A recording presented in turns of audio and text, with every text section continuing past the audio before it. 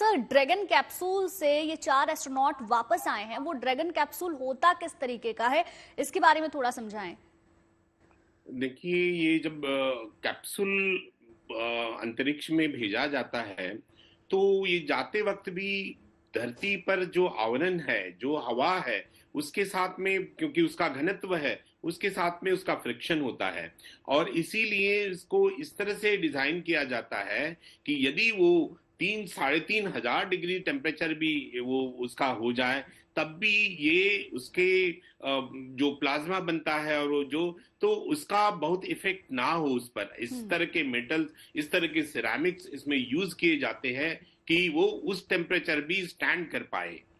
और यही इसकी बहुत बड़ी खूबी होती है।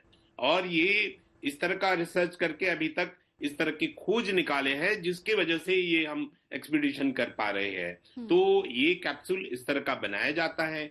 बाकी सारे जो चीजें हैं वो कैप्सूल में, वो अलग अलग परतें वहां पर होती है, उनको कंफर्टेबल करने के लिए बाकी सारे बेड्स ये किए जाते हैं और उस सब तरह के सेंसर्स लगाए जाते हैं।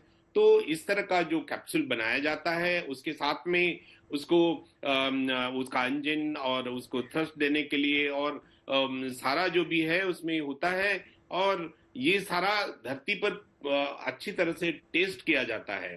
थोड़ी भी आशंका है तो उसको नहीं, है जैसे कि ये हुआ कि वहां पर जा करके उसमें हीलियम लीक हुआ या और कुछ तरह की तकनीकी दिक्कत, तो फिर वो जो है वो डिले हो गया, जो भी आप हम देख रहे हैं। तो इस तरह के सारे टेस्ट, फिर ये सारा ऑटोमेशन किया जाता है कि कब उसमें थ्रस्ट मिलेगा, कब फायरिंग होगा, और ये सारा इंश्योर होने के बाद ही इसको भेजा जाता है, या वापसी में भी ये सारी प्रक्रिया का ये पालन किया जाता है, फॉलो किया जाता है। बिल्कुल प्रोफेसर। प्रणव शर्मा जी, आप ही के पास मैं अब आना चाहूंगी।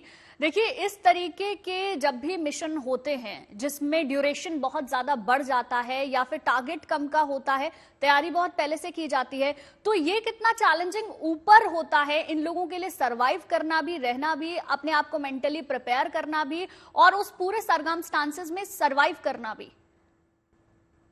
Well, international space station is जो जगह है वो फुली इक्विप्ड है सस्टेन करने के लिए, एस्ट्रोनॉमर्स के लिए। बट वो थोड़ा सा कॉम्प्लिकेटेड हो जाता है कि अगर आप अनप्लान्ड मिशंस एग्जीक्यूट करने लग जाएं, जैसे कि इस केस में हुआ कि आप 8 दिन के लिए गए थे पर something happened and then you could not come back. International space station इस तरीके से डिजाइंड है कि एस्ट्रोनॉट्स सस्टेन कर सकें, पर अनप्रेसिडेंटेड अनप्लान्ड चीजें नहीं की जा सकती, वो अलाउ नहीं करता। और स्पेस बहुत ही अनफॉरगिविंग जगह है। वहां आप कुछ भी ऐसे अनप्लान्ड, बिना सोचे समझे नहीं कर सकते हैं। जो चीजें हम यहाँ काफी फॉर ग्रांटेड ले लेते हैं धरती पे, वो स्पेस में नहीं हो पाता।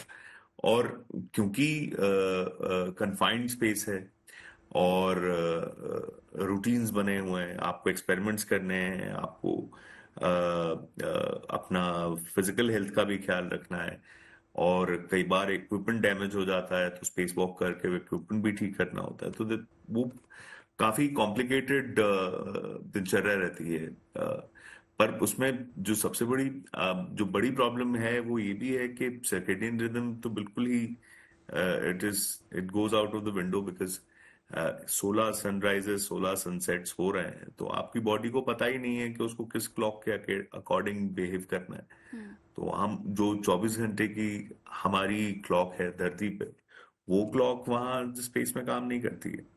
तो सर्केडियन रिदम डिस्टर्ब होने की वजह से पूरे स्केड्यूल्स भी कई बार डिस्टर्ब होते हैं। पर आप ऑन ऑन पॉइंट उस चीज को करते रहते हैं। जब ये समझ में आया कि सुनीता विलियम्स और बच विलमोर नहीं आ सकते हैं वापस, तो उसमें रेमेडियल मेजर्स लिए गए। फिर उसके बाद उस मिशन को एक्सटेंड किया गया। जब एक्सटेंड किया गया तो ये डिसाइड किया गया कि कि उनकी फैमिली से वो कनेक्टेड रहें, वो बात करते रहें। तो ये Sunita Williams, if I am not wrong, she also participated in a marathon, और स्कूल्स में, यूनिवर्सिटीज में ये लोग टॉक्स देते रहे। स्टेम सेल रिसर्च पे इन्होंने काम किया, फ्लूइड डायनामिक्स रिसर्च पे काम किया, उन्होंने प्लांट रिसर्च पे काम किया, काफी स्पेस वॉक्स की। पर क्योंकि ये एक इनिशियली शॉक की बात तो रही होगी कि आप जितना प्लान करके गए थे उससे ज्यादा दिन आपको रुकना पड़ा। पर बात यह है क्योंकि आप इतनी ज्यादा ट्रेनिंग और प्रिपरेशन से गुजरते हैं, तो आपको ये पता होता है in the back of your mind कि ये पॉसिबिलिटी एग्जिस्ट करती है, क्योंकि स्पेस में कुछ भी हो सकता है, everything is completely out of control. हम ये कहते हैं कि कंप्यूटेशन ने हमें 100% ट्रेजेक्ट्री एनालिसिस दे दिया है, हम कंट्रोल कर सकते हैं, हम ट्रेजेक्ट्री डिजाइन कर सकते हैं, हम इक्विपमेंट कंट्रोल कर सकते हैं, ये बात बिल्कुल सच है। पर बात यह है कि उसका एरर मार्जिन भी उतना ही होता है, और अर्थ के कंपैरिजन में स्पेस में वो एरर मार्जिन फेटल हो सकता है कि एक एक गलत move and then you are completely gone. So आपको हर बार उतने ही प्रिसीजन से काम करना होता है जितना प्रिसीजन से आप पहली बार काम कर रहे हैं, क्योंकि वो जगह नहीं है कि आप बिल्कुल भी कोई भी ऐसी चीज कर सकें जो बिल्कुल प्रॉपरली सोची समझी नहीं गई।